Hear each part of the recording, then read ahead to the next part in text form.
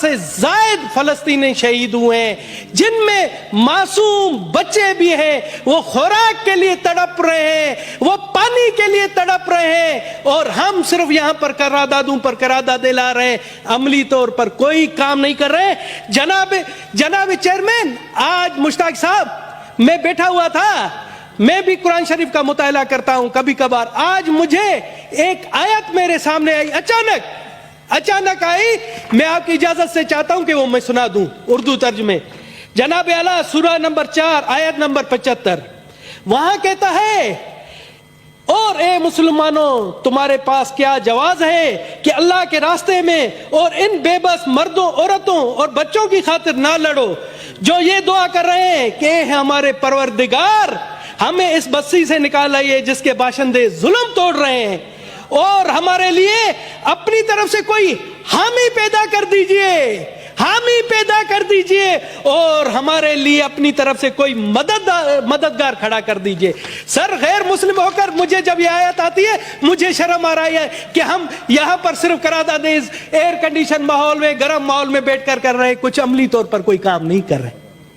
یہ آیات ہے، اور مجھے کسی عالم نے کہا کہ اسلام میں ہے کہ اگر کئی ظلم ہو رہا ہے تو اس ظلم کے خلاف آپ لڑو، آپ لڑ نہیں سکتے ہو تو اس کے خلاف بولو، آپ بولے نہیں سکتے ہو تو اس کے خلاف دل میں مذمت کرو۔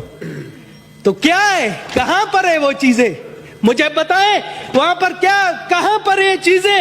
سر، وہاں پر مسلمان نہیں مر رہے، وہاں پر مسلمان شہید نہیں ہو رہے، یہ انسانیت کا قتل ہو رہا ہے، انسانیت شرما رہی ہے۔ ہم سے تو آپ کہتے ہیں آپ لوگ کافر ہیں، ہم سے تو وہ کافر ملکوں کے لوگ اچھے ہیں جہاں پر ڈیلی فلسطین کی حمایت میں مظاہرے ہو رہے ہیں، ڈیلی ان کے حق میں مظاہرے ہو رہے ہیں۔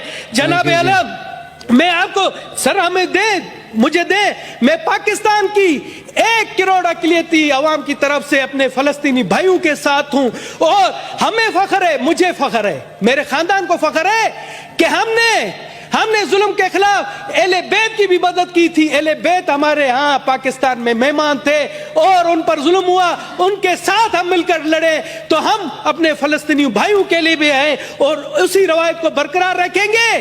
یہاں پر آپ آئے، سب سے پہلے ہم کوشش کریں کہ جنگ بندی ہو، وہاں یہ جو معصوموں کا قتل ہے وہ رکے، اس کے لیے عملی اقدامات اٹھائیں۔ آپ مجھے کہیں، وقت بنائیں، ہم دنیا میں جاتے ہیں، دنیا کو کہتے ہیں کہ جی وہاں پر سب سے پہلا کام کر دیجئے، خدا را وہاں جنگ بندی کرا دیجئے۔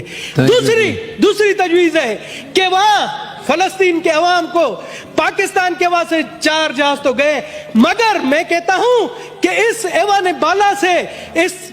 بالا سے بھی ایک امدادی جہاز جانا چاہیے، چاہے وہ 20 کروڑ کا ہو۔ سب سے پہلے دھنیش کمار اعلان کرتا ہے آپ فنڈ قائم کریں، اس ایوان سے 20 کروڑ کا سب سے پہلے 1 کروڑ روپے کا اعلان میں کرتا ہوں، میں آپ کے فنڈ میں دیتا ہوں، آپ کریں، حیا شرم کریں، آئے اور فنڈ کا اعلان کریں۔ دھنیش نے اگر 1 کروڑ نہیں دیا، مجھ پر لعنت 1000 بار۔